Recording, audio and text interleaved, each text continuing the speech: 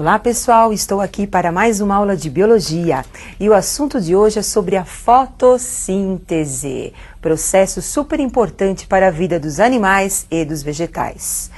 E a nossa pergunta inicial, acompanhe. Como é que a fotossíntese interfere na produção do petróleo? Esse processo importante para a vida dos animais e também dos vegetais, além de ajudar no processo de nutrição, porque através da fotossíntese que o vegetal produz o seu alimento e transfere esse alimento para os animais, ela também colabora como fonte energética, como no caso do petróleo, ajuda na formação do petróleo. Agora, como é que esse processo pode participar da formação do petróleo? É isso que nós vamos conversar durante essa aula, conversarmos sobre todo o processo, como é que ele atua na vida dos seres vivos. Então, observem agora algumas imagens importantes. Temos aí a imagem de uma folha vegetal, a entrada da água, trazida pela raiz até a folha, absorvida pela raiz, chegando até a folha através do caule. Na região interna da folha, nós vamos encontrar a célula vegetal. Na célula vegetal, a presença do cloroplasto. Observem que o cloroplasto é formado pela membrana interna e a membrana externa. Região interna do cloroplasto é o estroma. E nós temos aí os tilacoides. Observem essa pilha de estruturas onde nós vamos encontrar aí a clorofila, pigmento importante para o processo da fotossíntese. Como acabamos de observar, a folha é o principal órgão responsável pela fotossíntese, porque lá nós encontramos os cloroplastos, nós encontramos a clorofila, pigmento responsável pela absorção da luz.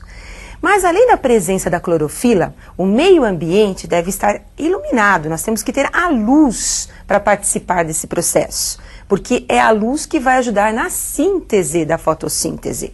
Então, para resumirmos todo esse processo, eu gostaria que você acompanhasse a equação da fotossíntese.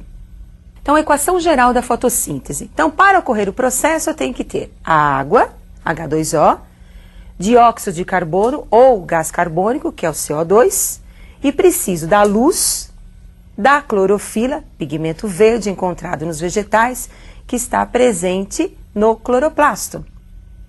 Produzindo, então, C6H12O6, carboidrato, a glicose, produzindo também água e produzindo o oxigênio, que será posteriormente liberado para ser utilizado pelos animais. Então, como acabamos de observar, nós temos que ter luz, clorofila, para realizarmos o processo de síntese, de transformação da água, do dióxido de carbono, em glicose, em carboidrato, que é o alimento básico para os vegetais. E esse carboidrato é que vai dar origem às outras substâncias que também serão necessárias para a vida do vegetal, para o seu crescimento, desenvolvimento e também reprodução. Então, basicamente, o carboidrato é o alimento necessário para a vida dos vegetais. Por isso que os vegetais são considerados seres autótrofos, conseguem produzir o seu próprio alimento.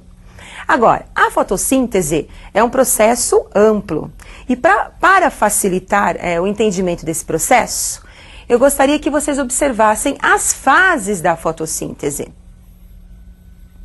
Então, nós temos aí o processo dividido em duas etapas. A etapa luminosa, ou fase luminosa, também conhecida como fase fotoquímica.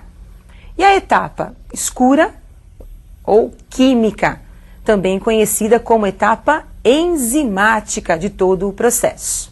Na etapa luminosa, o próprio nome já está dizendo, nós temos aí a presença da luz participando do processo e essa luz ela vai ser absorvida pela clorofila, pigmento verde dos vegetais. A clorofila ela fica excitada em presença da luz, libera a energia. Essa energia liberada pela clorofila vai ser responsável na formação de um composto energético conhecido como ATP. O que significa ATP? Significa adenosina trifosfato. Na verdade, é a energia que vai ser utilizada pelo vegetal em todos os seus processos. Percebam que o ADP é formado a partir do ADP mais o PI, que é o fosfato ou fósforo iônico. Como nós vimos, nesse processo da fotossíntese, o ATP foi formado por causa da presença da energia luminosa. Então, a energia luminosa é convertida em energia química, que é o ATP. O ATP também é muito conhecido pelos animais porque ele é uma fonte energética para o nosso metabolismo, para o metabolismo dos seres vivos, de modo geral, tanto os animais como os vegetais. Agora, vamos continuar, né, o nosso processo fotoquímico da fotossíntese. Observem a próxima reação da fotossíntese. Em seguida, nós temos a hidrólise, quebra da água, também conhecida como fotólise. Nessa reação, nós temos a molécula da água sendo quebrada em presença da luz e da clorofila. Essa quebra da molécula da água, essa ionização do hidrogênio, faz com que ocorra a formação de um composto conhecido como NADPH2. E também a formação da água e a liberação do oxigênio. Então percebam, o hidrogênio, agora, ele vai ser capturado pelo NADPH2, formando um composto estável, que é o NADPH2. Não esqueçam esse composto aí, que ele vai ser utilizado na próxima etapa. Também nós temos aí a formação da água, que vai ser utilizada pela planta, e o oxigênio sendo liberado. Observem essa flechinha, mostrando que o oxigênio gasoso vai ser desprendido, vai ser liberado para o meio ambiente. Então, como nós acabamos de observar, a água é quebrada, a hidrólise da água, também conhecida como fotólise da água, e na quebra da água nós temos a liberação do oxigênio e nós temos a formação daquele composto importante, que é o NADPH2. Agora, esses produtos, né, o NADPH2, o ATP, que é aquela energia produzida, serão utilizados na próxima etapa, que é a etapa química da fotossíntese. Observe a reação principal da etapa química da fotossíntese. Então agora nós temos a entrada do CO2 reagindo com NADPH2, lembrando que o NADPH2 foi produzido na etapa anterior. E de onde que veio esse oxigênio? Esse oxigênio foi absorvido pela planta, também através das folhas, através dos estômatos, que é uma estrutura presente na folha que nós vamos conversar nas próximas aulas.